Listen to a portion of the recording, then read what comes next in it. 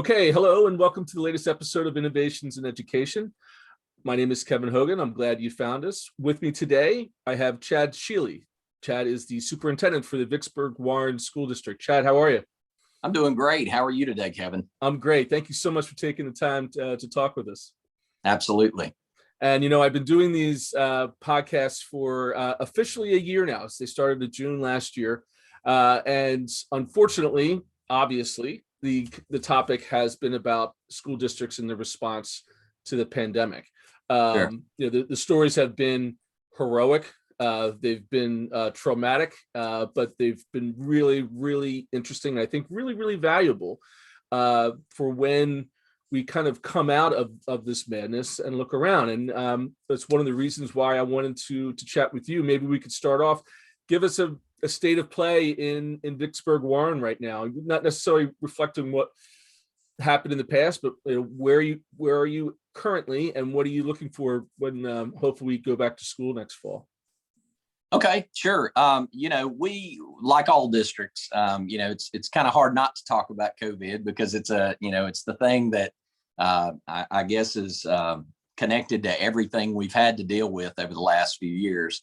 Our district, a few years back, I think it was 6 years ago now, we made the decision that we would move to a different type of platform in delivering student information and lessons and everything from even the pedagogical training components of our professional development and our students receiving instruction to a technical tech platform. And everybody has, their solutions that they choose. We chose Google as our platform with Google Classrooms. And part of what we had to do in our particular district at the time was not necessarily where it needed to be to do that. So we began with infrastructure upgrades and a lot of research in types of, in types of devices. And we landed on Chromebooks, and we landed on the Google platform for us. And then we built from there. So after we got our infrastructure and our equipment purchased and all the professional development that rolls out, we were able to get all those things in place. And when the pandemic arrived, we were in a situation where we had a asynchronous delivery system. We had taken all of our content, and we have a digital app through the district so that every teacher, every student, and every administrator for that matter could go into any building at any time and see all of our pacing, all the work of education I think you do to get everything lined up with standards referenced. And then when you start pulling all these resources, we found that we were kind of in these, siloed drop down website. You can get to this, all that stuff. So what we did is we consolidated all of that through an app. And in that app, it really became the hub to be able to assign everything as a one-stop shop for us. So we took all of the solutions that were out there and we began to pull them together. Some of them were created in-house. We have the ability to, we put all of our professional development, we break it up in snippets. We put them, in those areas connected to that app. But one of I think the things that was most powerful for us is the Google Classroom platform. Can't deny that's an amazing tool that we utilize. We were, 2 years ago, we were designated as a Google reference site. This past year, they came and did a case study. I think it was their first one since 2017 in our district, and they dubbed us one of the Googliest districts in the nation. Their words, not mine. Nice. And it was amazing to be able to find a way to consolidate everything and make it very succinct in the way that people could access. And that in and of itself was a lot of work. It was very difficult to do. But in addition to being sort of a nice way to have a filing cabinet in a tech way, it gave us the power as an administrator. I can go into any building and I can see where the pace of where we're supposed to be because I can click on every lesson for every grade. I can see everything. But the other thing it really gave us the opportunity to do was to begin to capture the powerful tools for equity in our district, because any organization that hires people has people that do things better than other people. and not necessarily a blanket stroke, because I think everybody does some things incredibly well. And it gave us the opportunity to begin to capture those and put those snippets and resources in and align them directly to the standard. Everything that we do is standard reference. So all of our resources, the major work began to pull those together to embed that. So what we wanted to be able to do was to give that resource to the teacher. We wanted to give that resource to the principal. If they're brand new, if they've been there for 25 years, they now have this breadth of content that they can access. And then what we did is we worked with all of our vendors, everybody that we worked with, whether it's through an assessment tool or a delivery system. We drew that down to the standard, and we made that concrete through the connection through this app that we have. So what we're also able to do is shoot out lessons, and it's similar. Some districts use Canvas, and I'm sure there's other solutions out there. But what it really did is it consolidated that effort to a real engineered systemic alignment of all of what we do. Inside that, we've got multiple vendors. Most notably, I think, which may have drawn us some attention, is we have Discovery Ed as a part of it. And Discovery Ed, we utilize them in their original structure. An amazing tool. If anybody's not using it, I highly recommend it.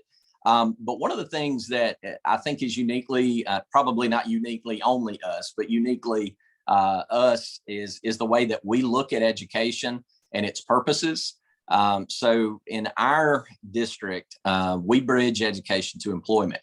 There's a 28-year-old study out there by Harvard that states that the biggest problem in education is the disconnect between elementary, secondary, and post-secondary. And what we've done is we've added the employer to the conversation, because quite frankly, everybody may not go to college, but everybody's going to go to work, even if that work is out of their house. And we try to, I guess, in a way, to comprehensively put together on a pathway. And I think in our elementary and junior high, it's more an immersion in a job cluster mindset, that we want them to have job exposures and experiences all along the way. And we pack that into and I'm also a data guy. So I think in the education world, data is our alphabet, or it's our new bacon, right? It's the thing that you just have to be aware of. And as we began to, I guess, more, make concrete these experiences, we began to track that data. So now we have a system where in K-12, a kid goes to a job fair day, or we have a visit from a particular cluster inside of that. Now we are able to capture that. So as they transition throughout our system all the way through, they get to the junior high and they do a 16 job cluster exploration, specifically in 8th grade. We want them to kind of find themselves. We want them to really know what it is they like, and then they explore those overall connections with the work.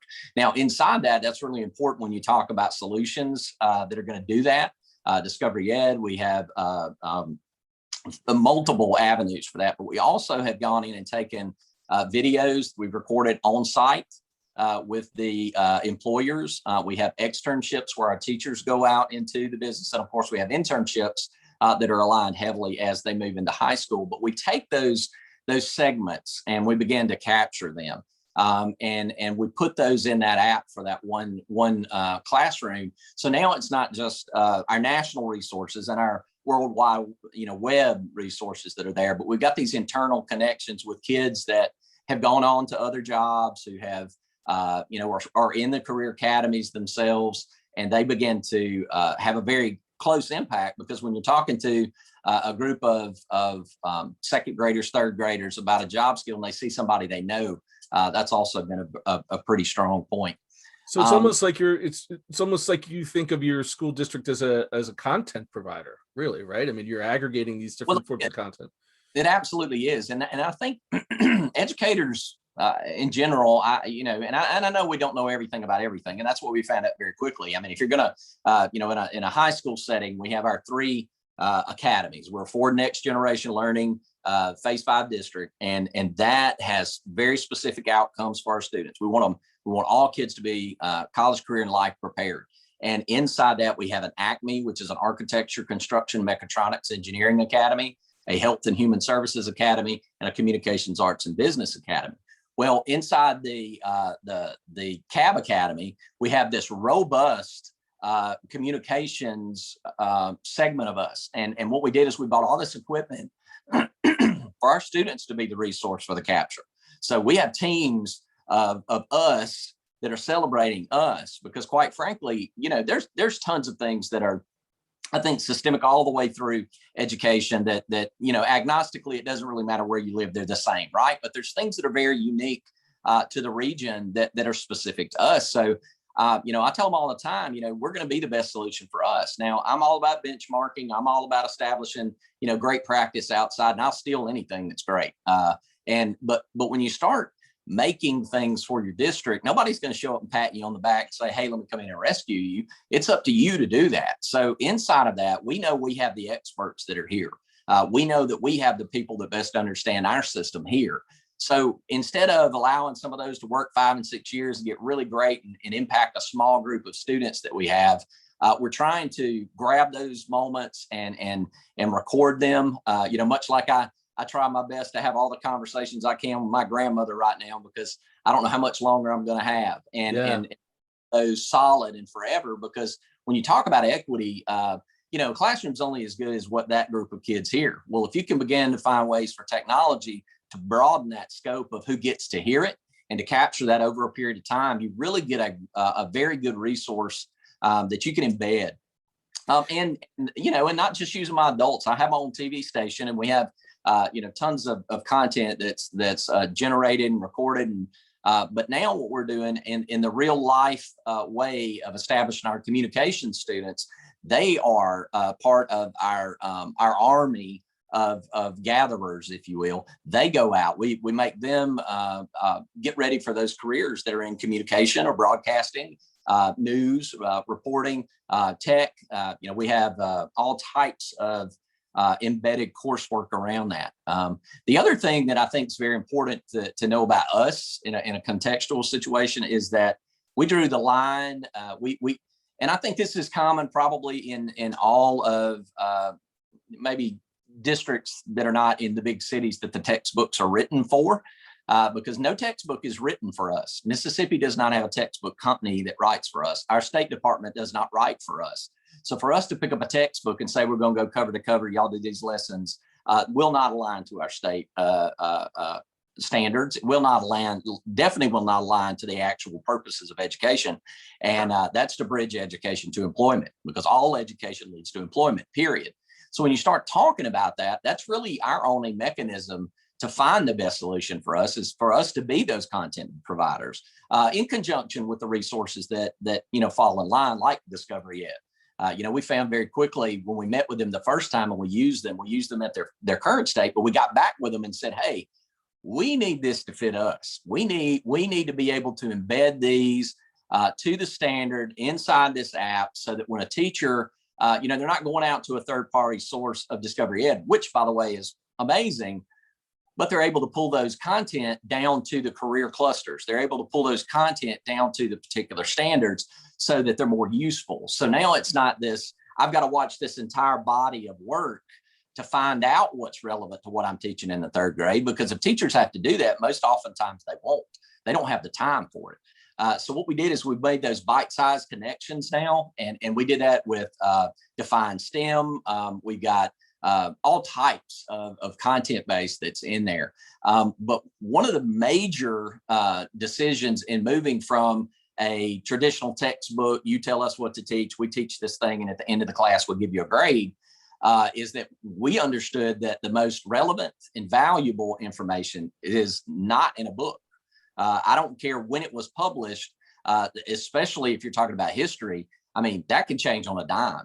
And relevant content is more available when you utilize technological solutions. So we bit the bullet and said that we're going to go an all tech version. And inside of that, that really gave us, you know, we had to beef up our PD, because most educators, that's not what they were trained to do. Sure. So we involved our Army Corps Engineers Research and Development Center that's right here in Vicksburg, more PhDs per capita than anywhere else in the United States, most brilliant minds on the planet.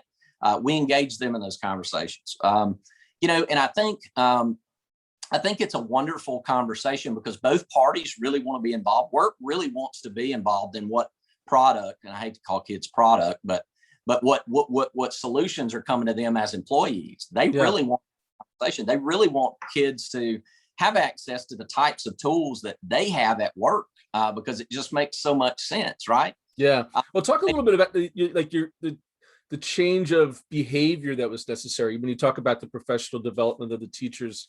One of the things that I've discovered during all of this, that parents have become a much more important element than maybe they were before the pandemic, when you were talking about these things, and even in communication with them. In a perverse way, has this acceleration of the use of Zoom or remote communications maybe made your wider community more comfortable with the idea of an all tech curriculum?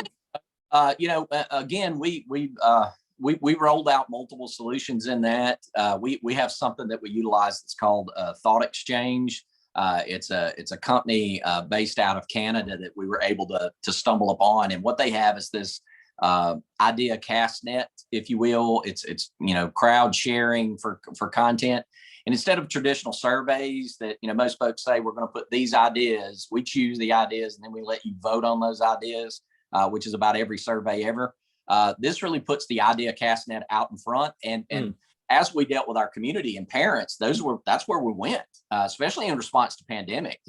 When we were trying to put together our solution and what it would look like and how we were going to choose in-face instruction, virtual instruction, blended instruction, asynchronous, synchronous, and we put all those communication devices out. And I mean, one of ours had 27,000 responses back in, and those ratings, we were able to, in a very clean way. And that was from our students, our employees, I mean, every stakeholder.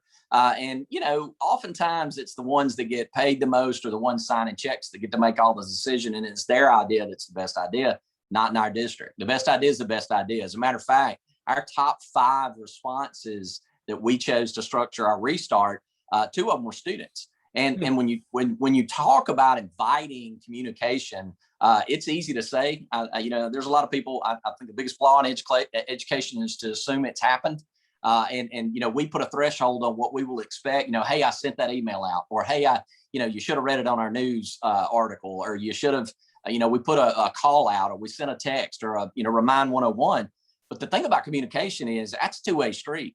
And if you don't go out to your community in any solution that you provide, and you don't give them voice, and you don't give stakeholders, and when I mean stakeholders, I mean all of them. And even in our construction of our our academy model, we went out for a solid year and created a community-wide strategic plan around that.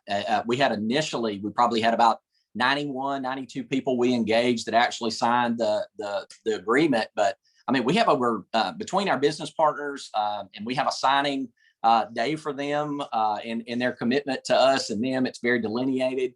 All that's available on the website if anybody's interested in finding it at www.vwsd.org.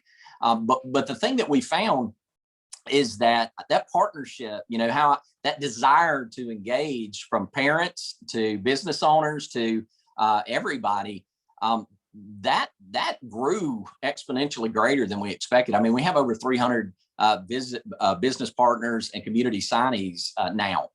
Inside of that, what it did is it opened up resources that, from an education side, as much as employment doesn't understand education except for what they experience, education oftentimes is absolutely saturated with people that are really good at school, the traditional school. They went to a college and then they came back to a classroom. So when you're talking about looking at a teacher and going, we need a relevant engineering project, that's almost an impossible task without involving engineers, without involving the actual work of the people that are doing the work.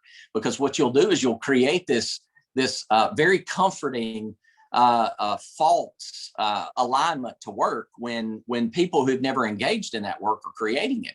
Yeah. And I think education as a whole, and I'm part of it, don't get me wrong, I'm an educator, I was born to be one. But one of the biggest problems with us is, we're a bunch of little kids making up a game that only we care about. And you know, when we began to talk to our employers, and we would say, okay, when we developed this thing around where do we want to go, what do we want to do, and how do we want to create this, you know, very few of them said that anything that we were measuring as an educational entity really mattered. Nobody brought up test scores. Not a single employer said anything about a state test. Nobody, not one. Yet, you know, all these folks are bending over backwards with all their effort and energy to you know, cash in on this absolutely antiquated, ridiculous way to measure the success of a child. So that group that we engaged came up with something that we were able to then, I think, in a deeper way, come up with an educational model that mattered. And we developed something called our 4 E's. And you know, a lot of districts create a portrait of a graduate. And that's in essence what we had done is we came in and said, what do you want them to be able to do? I mean, give us an earmark of what, if I've got a student that exits us, college and career ready, right? What does that mean? What does that mean for a kid to leave our district, and what do you want them to be able to do? And we landed around those 4 E's, and they stand for, the first one is employed with credentials that you earn with us. That's a real job, high paying wage with an industry credential or an associate's degree tied to a specific skill. Enlisted in the armed forces, because that was an appropriate exit strategy for us to have our students join one of the branches of armed forces, to be enrolled in a post-secondary institution because your goals require a bachelor's degree or above. And then the last one was to be an entrepreneur, because it's okay to work for yourself. Inside those 4 E's, we took these groups of experts around that, and we had them double down on the professional knowledge they had to tell us what you need to be able to do. So we got all of our IHL people, our junior college, we had multiple universities that said, outside of what's already established, because there's tons of checklists that the state departments and educational entities have as earmarks of success. But like in the entrepreneur section, we took people who were startup business owners who have successful operating businesses, because they've forgotten more stuff about starting a business than any of us will really know in education.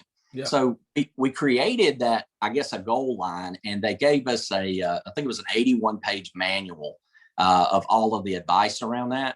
And then we took the commonalities, put them on a checklist, and we took the ones that were specific around that E, and we put those there as advice in a more easy checklist. And inside our advisory periods at the high school, they go through there and they select one of those at their junior year, at least by their junior year. They can do it before that, and they can pick multiples also. Then we scaffolded that all the way back to pre-K. So we have one of these process standpoints, because if you look at what research says, awarding a group of people at the end of the work does nothing to improve the work. It really has little impact on improving future work, to be honest with you. But if you incentivize during the process by establishing autonomy, mastery, and purpose and a clear directive to make them better at what they want to do, that improves not only motivation, but it improves the outcomes. So we very simple for all along the way for people to see what they should be able to do in order to be prepared for that end game to leave us with a solid career. I will tell you that technology is absolutely permeate through all of it. There is not a single, we have drank the Kool-Aid, if you will, around technology. And what we understand is that it doesn't matter what field you're choosing. If you're not technologically fluent, you're going to be in a world of hurt. You're going to be performed. You're going to be out hired. You will not get promoted. And oftentimes, I think education as a whole has really thought that this was that other thing that we got to teach as another course. We're going to teach that to the kids that are interested in it. Coding over here. Yeah. Right. Everybody in my district, I think we're up to around 40 something robotics teams in our elementary. We've competed in regional and state and world competition, won the state and region multiple times. Inside of that, we put coding as a real need. We created something called the Academy of Innovation. And it is a junior high that's open enrollment to our other junior highs. That is an engineering junior high school. Those kids code multiple languages by the time they leave. Yeah. One of our 8th grade science fair projects, one of the kids built a robot that can solve a Rubik's Cube in under 5 minutes in any variation. Very cool. Elementary, one of our 4th grade students wrote a math game that was aligned to our standards and sold it on the Apple store for I think it was 20 last I heard earned about $2,500 off an app that he created as a fourth grader. Nice. So we start talking about real honest integration with technology. It's in our systems at the district level, meaning you can't say this is a class we're going to teach and then have a whole district that operates outside the use of what technology can do for you. Yeah. That integration in the curriculum level, meaning it has to be very explicitly stated in how we're going to do that. And that's a lot of work, but it's essential. And it's got to be in the most relevant materials that you purchase and processes and projects that you operate through in the classroom. And you know, a classroom is looked the same way. There's not a piece of technology that will look the same in 6 months. I mean, when you're talking about what's cutting edge now, you know, my kids asked me what I did about cyber bullying when I was in high school. I was like, slow down, man. I got my first flip phone when I was working on my grad. That's right. Such animal, right? That's right. And technology and work and everything progresses at such a fast rate, but you could walk into 90%, and this is a made up number by Chad, but I bet you it's the truth. You could walk in 90% of the classrooms in the United States, and every one of them have chairs that are lined up facing to the front of the room with an adult standing up there talking to them. Work doesn't look like that. Yep. It's collaborative. You have projects, you have systems where you know, people utilize all of their expertise. And we in this district understand that our students are part of that expertise, not just by adults. You know, you mentioned earlier that we're leveraging, you know, the content around, you know, our adults. It's our students that are producing this. Matter of fact, most of our most impactful videos that we have that are promoting or encouraging the younger kids to move up don't have any adults in them at all. It was video storyboarded and made by students, recorded by students, produced by students, and then was able to be embedded back in the system to recruit more students into those particular fields. Yeah. And I think, you know, and I mentioned this in our brief conversation before you started the record button. I believe these systems that we have that are really robust and integrated around technology and innovation and outside the box, when you start understanding, like you and I, we're in completely different areas having a conversation. Well, that can be in a classroom too. When you talk about a particular instructor, when you have a synchronous direct video feed to any event, whether it be, you know, if you're talking about science, imagine a whole district where you have this awesome experience as an one, for example, we had an alignment with the Army Corps Engineers Research and Center. They have a blast facility, right? We had part of the content we drew down into one of our algebra classes where they had to use formulas to decide which was the best tensile strength of composition for a concrete block to make it the most durable to certain PSI values when added to it to be able to stay intact. Well, they did all that mathematical formula, which was very relevant, right? And they were able to do that experience in class, which was great. But how much better would it be if they were on site at the Army Corps Engineers Research and Development Center in that actual blast center? Well, that's exactly what they did.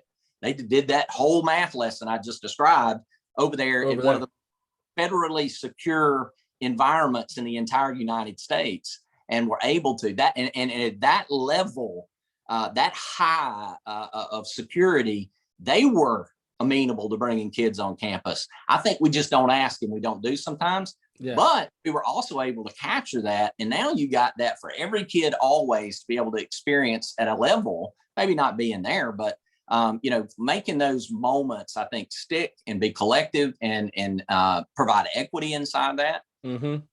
And as much as we've fought for the last 5 years to make that happen, we've gotten, I'm not going to name any names, obviously, but the conventions of education that currently exist through compliance and, you know, in every state, you've got, you know, all the red tape of education that says, yeah, that sounds real good, but you can't do it because.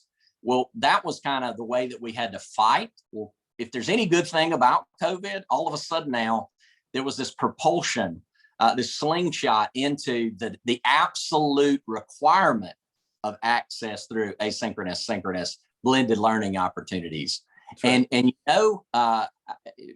I'm very thankful that I have a progressive board and community that was willing to make a lot of the commitments that we've made 4 or 5 years ago to get us where we were ready to just take advantage of this. And even during COVID, we shut down for half a year last year. When we began our school year, we had a fully asynchronous delivery device, we had a blended device, and we had an in-person opportunity for our parents to choose. So we've had all gambits since day one.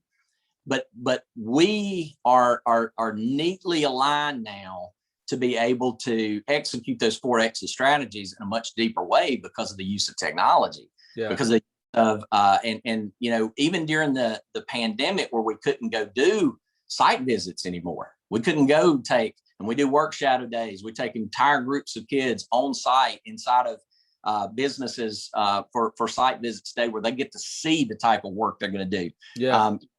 Internships that were so wonderful pre-COVID, where we could take a kid and they go out like in our HVAC academy, and they are actually finished graduation by December, and they roll out in full 8-hour-a-day internships in 6 businesses that cycle them through and then fight over them at the end to who gets to hire them. We were not able to do some of those things, but technology allowed us to continue to do site visits. We did industry tours that were recorded, and we're able to pull those back down. I think that's kind of a new way to go. Even if it's not fully there, I don't think we can ever go back to a point where technology doesn't have the respect it needed. Yeah. And I think in the educational community now, it has forced us to have a conversation around how do we get every student with a device? How do we get them access at their homes? I mean, if you look at what's happening in Mississippi for the first time ever, you got dark fiber that's being accessed now that I mean, whoever thought that we'd be in a world where they wouldn't fight over money for that? Yeah, right.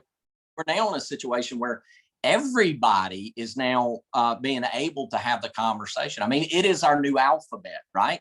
Every kid needs to understand how to use technology and integrate through that. So we're very excited to be able to continue to move in those directions, to expand what we can, and to be able to, create a much greater version of what we are today tomorrow based on the technology integration we have. Well, Chad, I knew the toughest part of this conversation would be to end it. There's so much. You have so many different things going on, so many exciting. Usually when at the end of a conversation like this, I say to my wife, we have to move to Vicksburg and put our kids in school there. Let me say this last one thing. During COVID, and I mentioned this to you before, all of our CT is dual credited, and we have a great partnership, and partnerships are the world that everybody should live in. But in that initial statement that I gave you about Harvard, about the Connect, we engaged our IHL community college partners. We have 5 of those. Our students, and we have just shy of 8,000 students pre-K all the way to our post-secondary, but our seniors that are graduating this year earned almost 13,000 college credit hours. Wow. We had 7 kids that graduated with associate's degrees, and this was during COVID. This was during this lag. We kept online instruction going through our IHL partners too.